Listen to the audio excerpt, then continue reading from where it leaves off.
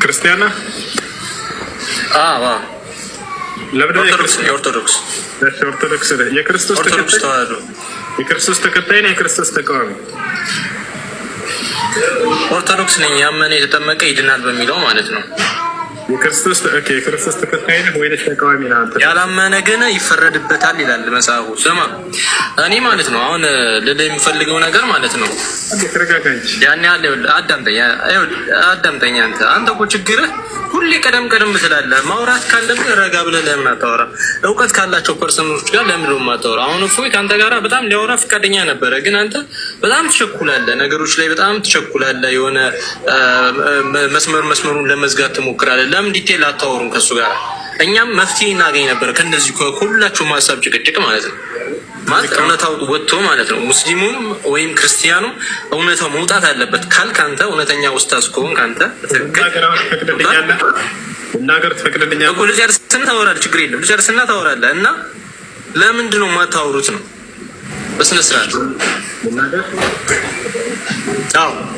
ስለዚህ ካወራን መፍትሄ ታገኛለህ ማለት ነው። አንተ ለምሳሌ አይደለ ለእናንተ ነው እንጂ ለእናንተ እውነታውን አሁን ለምሳሌ ማለት ነው። እኔ አንድ ጥያቄ አለኝ። እኔ ውዚ ይኸውልህ ብራዘር አንድ ነገር ልንገርህ። ይኸውልህ አንድ ጥያቄ አለኝ ለአንተ ማለት ነው። አዳምጠኝ እና እናውራ። እኔ ያወራሉ እሰማለሁ፣ ችግር የለውም እሰማለሁ። የማታዳምጥ ከሆነ አውራ። እሺ እሰማለሁ እናገኛለን ብለሃል አይደለ? አዎ ለእናንተ ማለት ነው። ለኛ አይደለም ለአንተ ለራስህ ነው። ወንድ ልጅ ለምን ታመልካለህ አንተ? እኔማ ለራሴ አልኩ እኮ። እኔ ለራሴ ድኛለሁ። እኔ በብርሃን መንገድ በብርሃን መንገዱ ላይ ነኝ ያለሁት።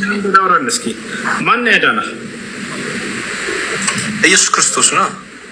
በራሱ ማዳን ይችላል ኢየሱስ ክርስቶስ? አዎ አይችልም። ማስረጃ ልስጥህ። አዳኝ ይፈልጋል ራሱ። አይፈልግም።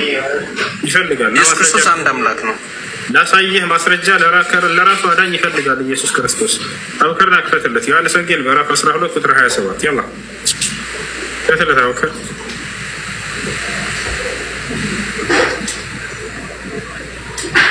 አቡከር አለ። አቡከር አለ። ሙሴ አንዴ ክፈተው። ዮሐንስ ወንጌል ምዕራፍ 12 ቁጥር 27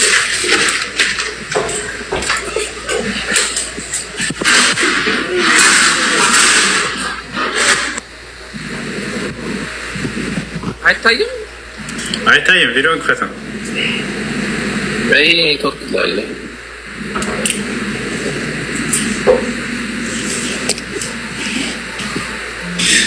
ወርጄ ልመለስ። ኔትወርክ እንትን ብሎኛል፣ ለዛ ነው እምቢ አለኝ።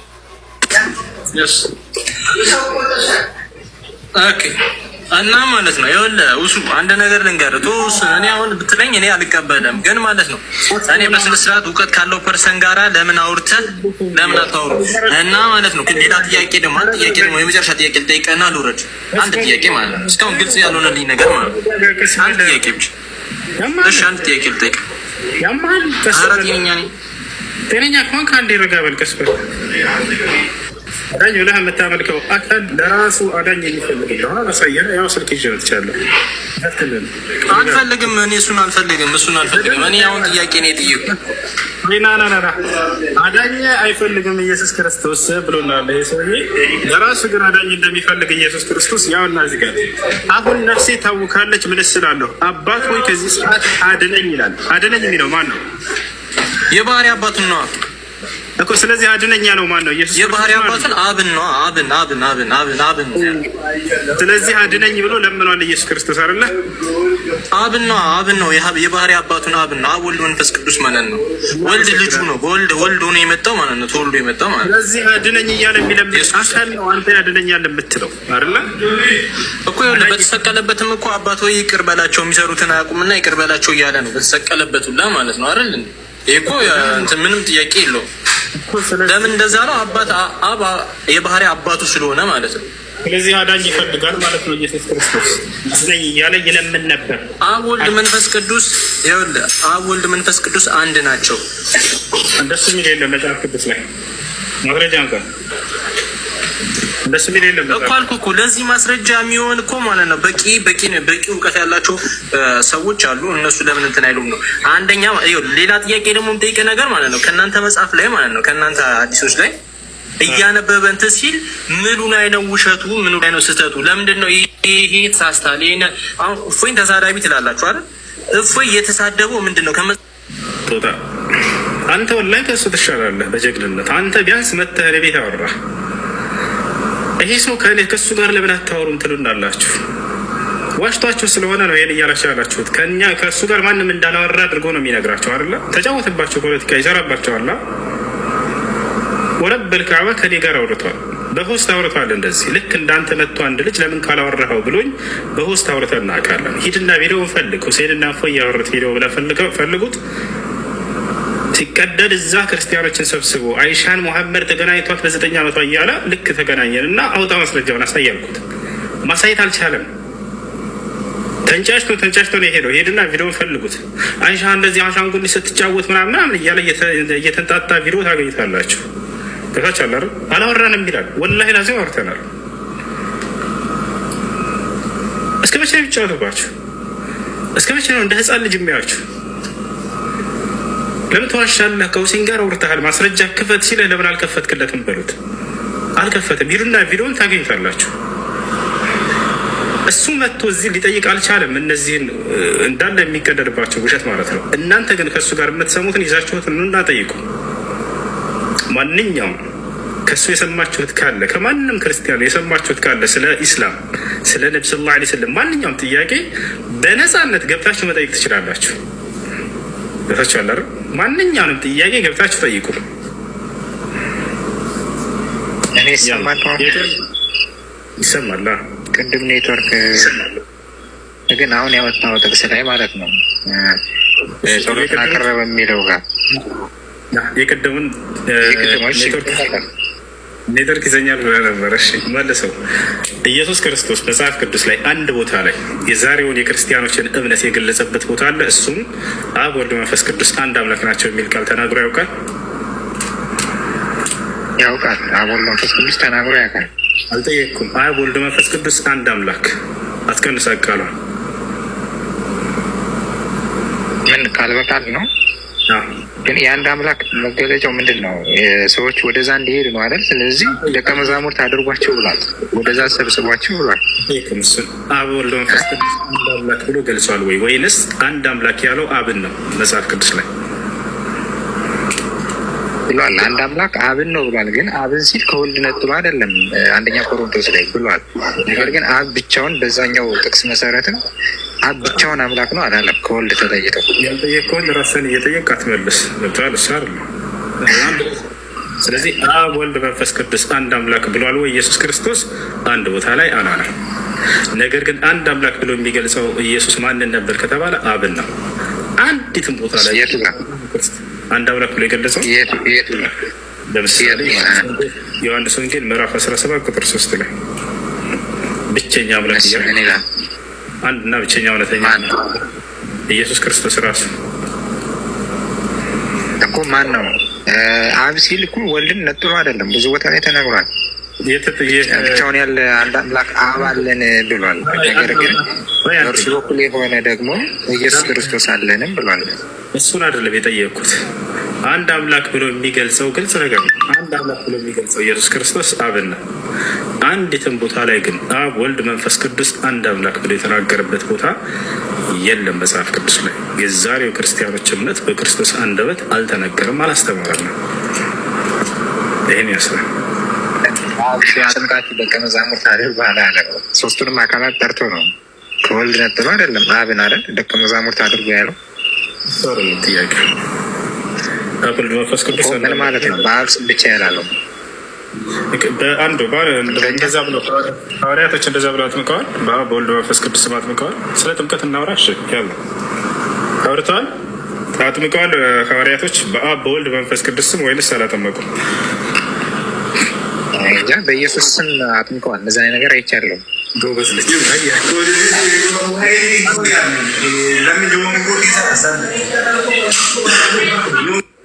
አየህ።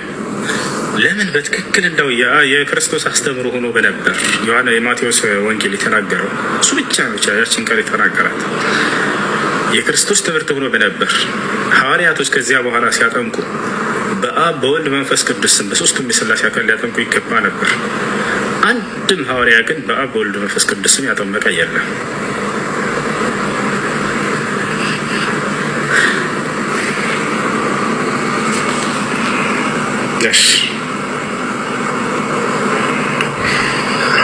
እሺና እኮ ማቴዎስ ወንጌል ላይ ያለው ምንድን ነው?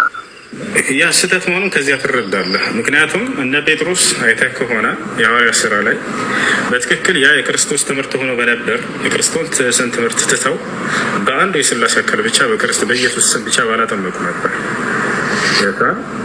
ያ ነገር ትክክል እንዳልሆነ ከዚያ ትረዳለህ። ሲቀጥል ማርቆስ ወንጌል ምዕራፍ 16 ከ8 ጀምሮ እስከ መጨረሻው ድረስ በዚያ ላይ የጥምቀት ትምህርት ተነስቷል። ያ ከጊዜ በኋላ የተጨመረ እንደሆነ ታውቃለህ። የመጀመሪያ ግሪኩ ላይ አታገኘው መሰለኝ። በዚያ ውስጥ ስለ ጥምቀት ይናገራል። የጥምቀት ትምህርት ከዚያ ከተጨመሩት መካከል ሆኖ ታገኘዋለህ።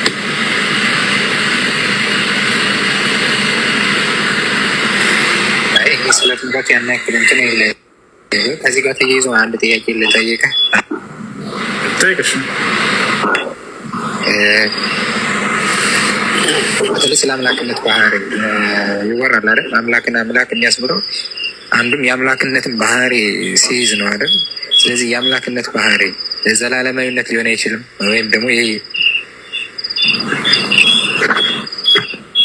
ያለ የነበረ የሚለው የአምላክን ባህሪ እንትን አይልም። ከፍጡርና ከፈጣሪ አንጻር ይለያያል። ስለ ሰለሞን ንግስና ለዘላለም ተብሎ ይገለጻል። ልክ እንዲሁ ስለ መልከ ጼዴቅ ጊዜ ዘመን የማይቆጠርለት አካል ተብሎ ተገልጿል። እሱን አምላክ ነው ማለት አንችልም። ሰለሞንም እንዲሁ ንግስናው ለዘላለም ነው ስለተባለ አምላክ ነው ማለት አይቻልም። መልከ ጼዴቅን ብንወስድ ዕብራውያን ምዕራፍ 7 ከቁጥር 1 ጀምረህ መልከ ጼዴቅን ታውቀዋለህ? እሺ የተወሰነ መልከ ጼዴቅ አምላክ ነው አይደለም?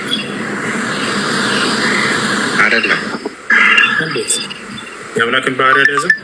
አሁን አንተ ቅድም የጠቀስኩት የትኛው መልከ ጼዴቅ? ከዘላለም እስከ ዘላለም ነበር መልከ ጼዴቅ።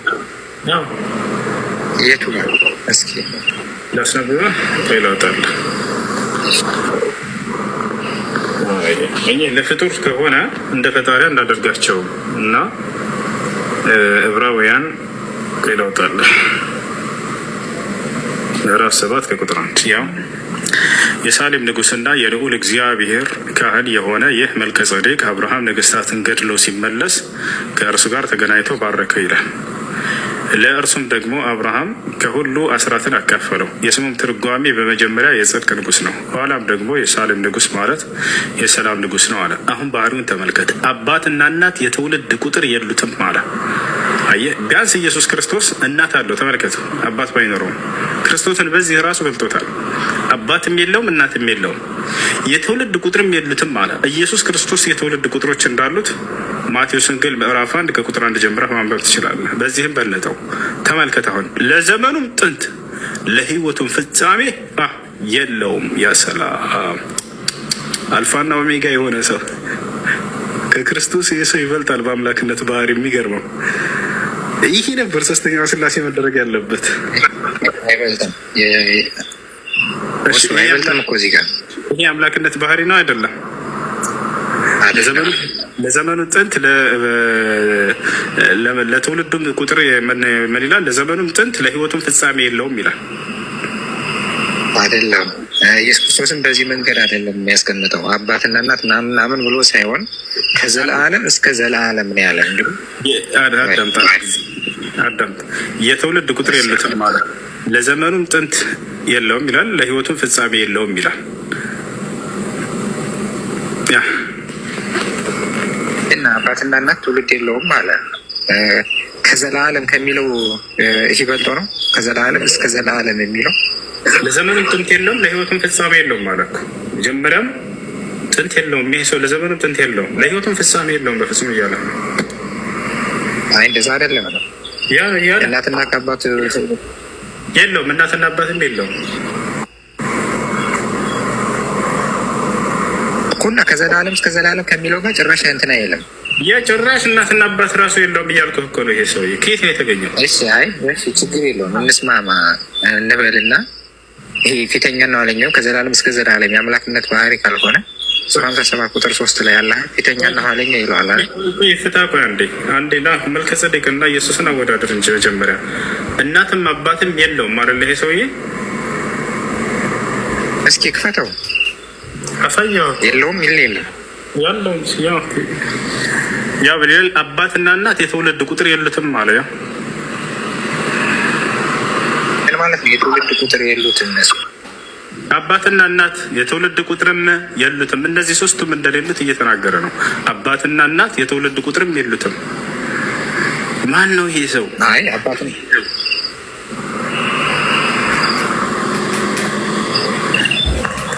እስኪ ቆይ አንዴ እስኪ መልስ እስኪ አንዴ ያው በእግዚአብሔር ልጅ ተመሰለ ለዘላለም ካሁን ኖሮ ሆነ። እሺ በእግዚአብሔር ልጅ ተመሰለ ይላል። ኦኬ እሺ ምን ለማለት ነው? ተመሰለ እናትና አባት የሉትም ይላል። ማን ነው ይሄ አካል? እናትና አባት ልክ ነው። እሺ እናትና አባት እዚህ ጋር እኮ መለሰ። እናትና አባት እሱ ነው ምናምን ነገር ምን አለ መሰለህ አንተ በምታስበው ልክ አይደለም መጽሐፍ ቅዱስ የሚተረጎመው እና ደግሞ ማለት ነው የሰማኸኝ ነው ብራዘር።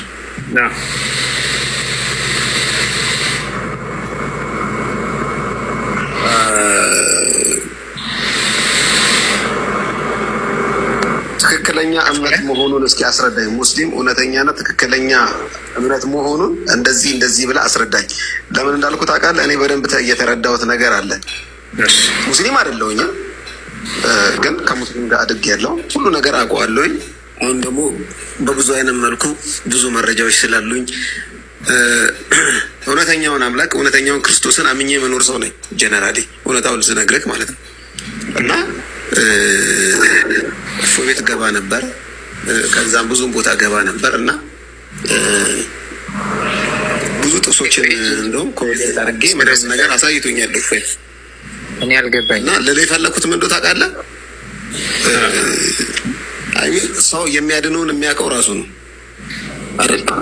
አንተ የሚያድንህ አላህ ነው ካልክ አላህ ነው። ግን እኔ ደግሞ አሁን ኦርቶዶክስ ነኝ። ኦርቶዶክስ ደግሞ እውነተኛ አምላክ ነው ያልኩበትን ነገር ስላመንኩ እየኖርኩኝ ነው። በአጠቃላይ ግን አሁን ላይ ትርጓሜ ትክክል ስላልሆነ ለዚህ ደግሞ እርግጠኛ ሆኜ ልንገርህ፣ አንድ እውነት ልንገርህ። መብትህ ነው የፈለግከውን የማመንም ያለ ማመንም መብትህ ነው ወንደሰን። ስለዚህ ግን ኮሚኒኬት አድርጉ እስኪ ከእፎይ ጋር ኮሚኒኬት አድርጉ። ብዙ ጊዜ ጋብዘዋል ይመስለኛል። ኦንላይን ገብቼ ምናምን ከሱ ጋር እያወራን አንድ ሳዳ የምትባል ልጅ አሁን አስገባዋለሁኝ ብላ አንተንና እየጠበቅንህ ነበረ። ወንደሰን አታዳምጪ እና ግን ልትገባ አልቻልክም። የሚያገናኝ ምራበል እያልክ እየተናገርክ ነበር። አሁን ኦርቶዶክስ ማን ያዳነህ? አንተ ማን ያዳነህ? ርዕስ ግን አቀይሩ። ያዳነህ ማን ነው?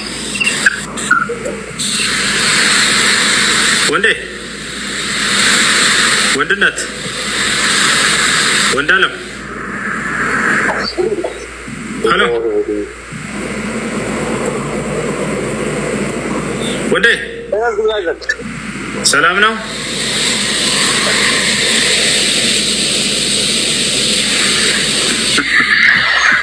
ሄሎ አንድ ጥያቄ